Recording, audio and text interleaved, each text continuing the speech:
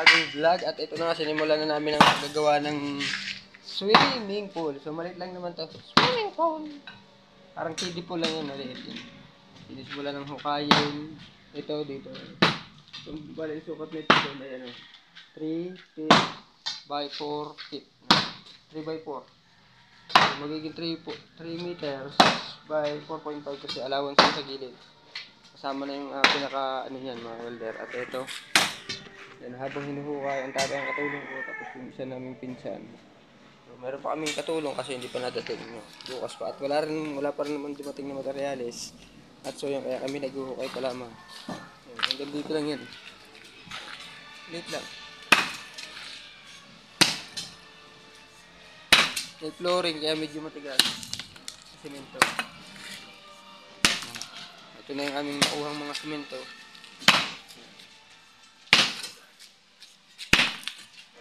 Titibig na. Kanina, mainit. Umuwi tayo. Tsaka yan, ang dami na ulit mangga. Welder, o yan. Ang baba. Ito yung kinagatan natin ng nakaraan. Ayan, yun, may kagat. Hanggang ngayon, may kagat pa. At so yun, ito may mabababa dito. Yung mangga. Yan, tatanggalin natin tong tubo na to. Ito. Tatanggalin natin yan. Kasi ano yun, doon natin sa lababo. So, aalisin natin yan dyan. At ayun, meron din na plumbing. So, babaguhin din natin yan. Kasama na yun sa mga babaguhin natin. May mangga dito. Ano, sarap ng mangga. Inibar tayo niya. Pakainin nga rin.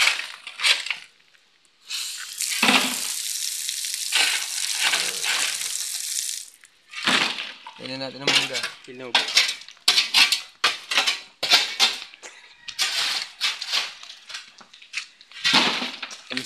Sarap. Ito sa taas. Ayan o. Lupa pala yan. Lupa. Kalata na yung buhangin. Matigas din.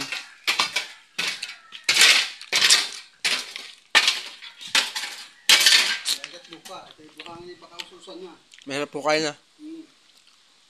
Ang maluwang ko kakain. Mahirap lang mag ano. Kasi luluang. Luluang pag... Ayan. May tinamaan ka. Baka bomba yan. Palagay mo muna ng ano.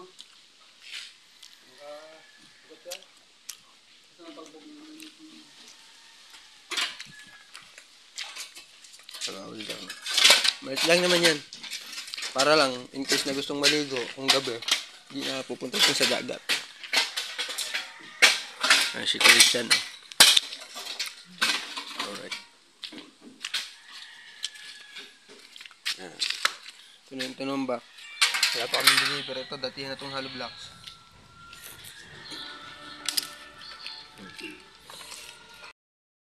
Pala mga welder, no? Dito kami kuha ng gate. Ayan. Ito lang kasi ang swimming pool nila. Itong maliit na to. Mapansin niya. Harado eh.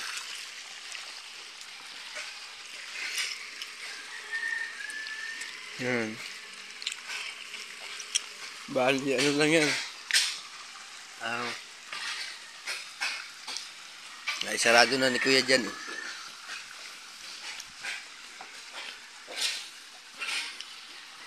Alam nyo naman ito mga welder. Ito yung maliit lang. Kaya yung may-ari nagpapagawa po ng fix na. So ito pagkakaano, tatapon yung tubig.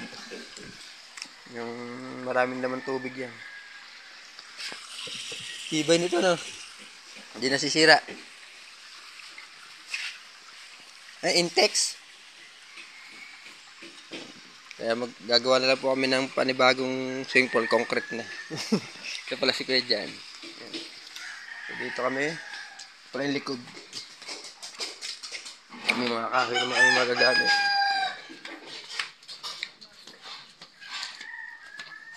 May CR dito. So dito kami gagawa.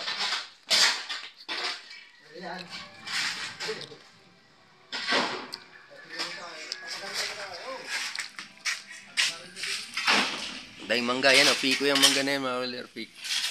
Dahing bunga, mataas lang. Itong kinakain natin, buto na lang dito to galing. Maghuhukay muna ulit tayo.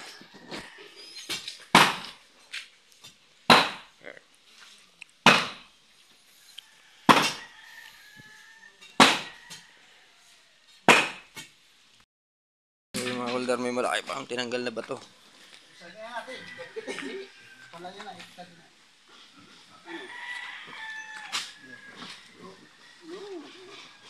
Graba na.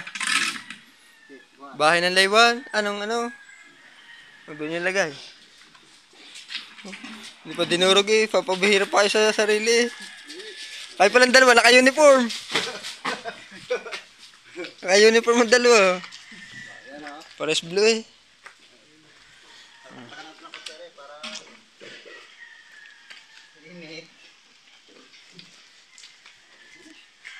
Yan.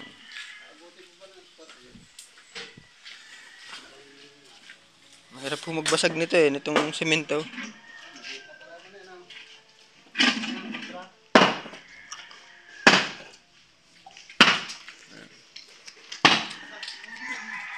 Kasi ko dyan pag ano, walang tubig, hindi kami mapagalo ng semento. Sigalaw mo kapatid. Sa plano. Mga pangbak. Semento.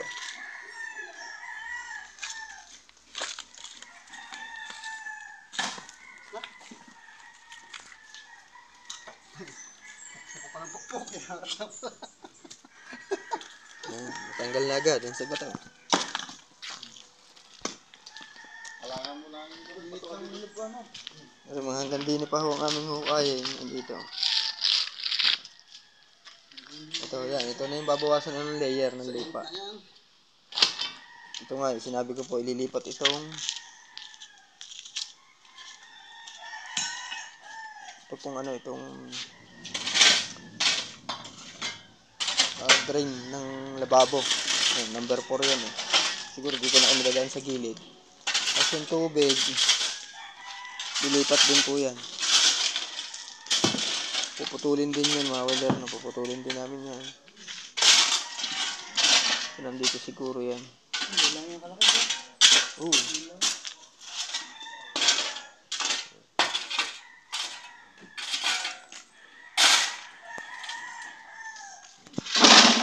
Babaw lang naman yun eh. Ano ba bang taas nito?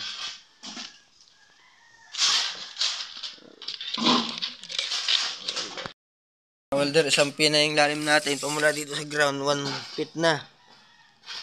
So, kailangan pa natin ng isang pipa, mga welder, no? Ayan. Tapos lilibilin natin pag nahukay na. Ayan. Hanggang dun yan, sa may hinuhukay na natin. Bale, nagtototal lang to ng 13 square meter. 13.5 square meter. Dati, yung gagawin po namin sana dun sa kabila, dun sa inikutan natin, sa may inikutan ko po, sa may swimming pool na maliit, na Intex na swimming pool, umaabot po siya ng 41.5.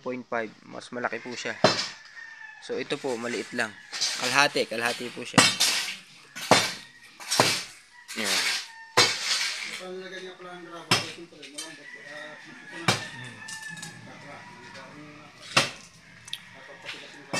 So, yan.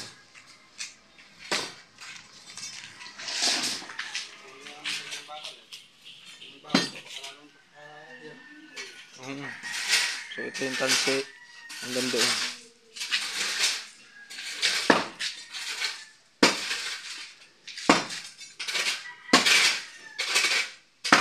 Yan. Nasakto yan tayo dyan. Tama yan. Okay. Ito yung ibang lupa. Kailangan pa namin pala ng taktak.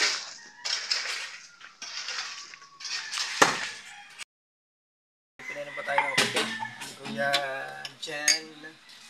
So dito pala, pinapaupahan to. Itong buong bahay na to mga welder, no? So yung mga gustong mag-rent ng ganito, Ano to, may sariling mga kwarto, aircon rooms. Yan sa loob yan. Hindi pa natin napapasok. No? So, mapapalam tayo pa sa isang araw. Kung pwede natin para yun, makarating kayo dito. So, gustong mag-outing. No? Private to, private. So, meron tong ang tawag dito is Casa Carmina. Alright. Yung malaking rice cooker. Ano na yan, may brewed coffee na. Kasama na yan dito. Ano? Ito. Brewed coffee. Yan. Ito yung barako.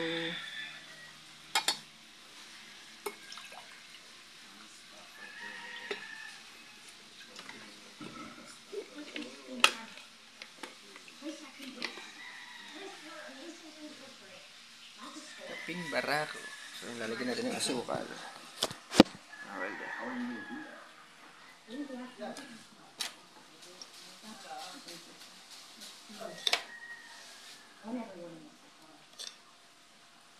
Well,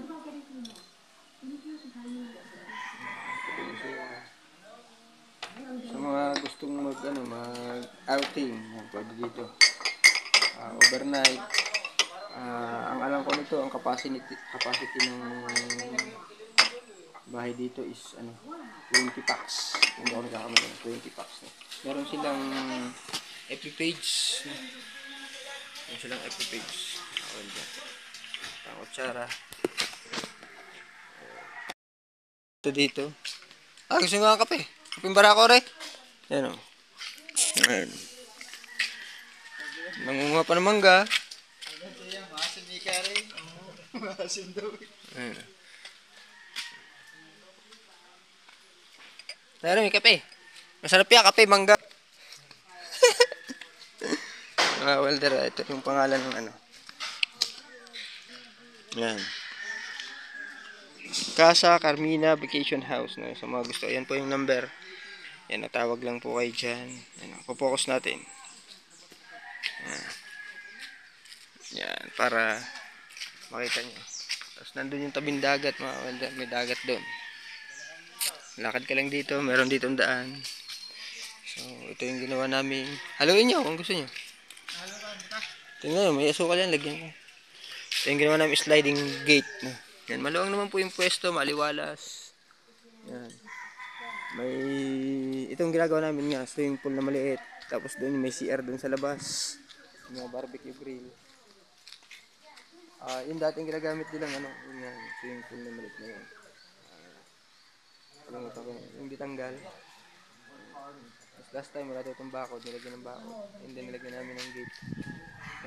Ilang taon pa lang ito nagsisimula, parang 2 years. Mga welder na. Yan.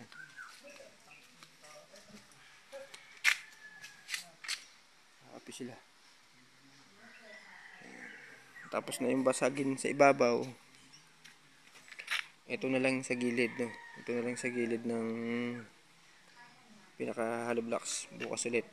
Hindi namin, dalawa lang kasi silang gumawa. Alright. So mamaya po ulit. Ayan. Habang kami magkakape ng kaping barako. So yun mga welder, at yan muna ang aming natrabaho. Naglilipit na sila. Para wala pa kasing mag-i-stayin dito para umuwi. Para makauwi na ng maaga. Then ayan na yan. Ayan na nga yung layout niyan mga welder. No? Bukas hukay ulit para palalimin yan. So mas madadagdagan yung tao.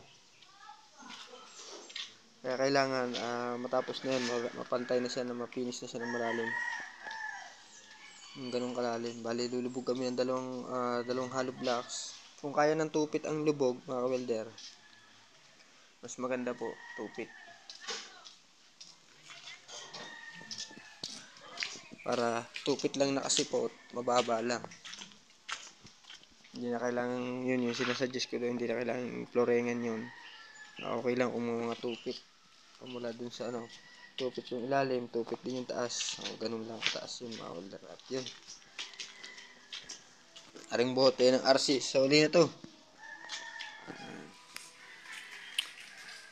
Doon pa yung bag natin.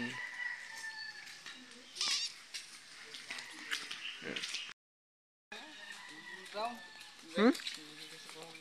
Alin? Yung brown sa kanto. Ano? Ito? Paliparin mo. Ito? Tatanin mo. Ikot pala yun, yun oh. Tatanungin ko si ano.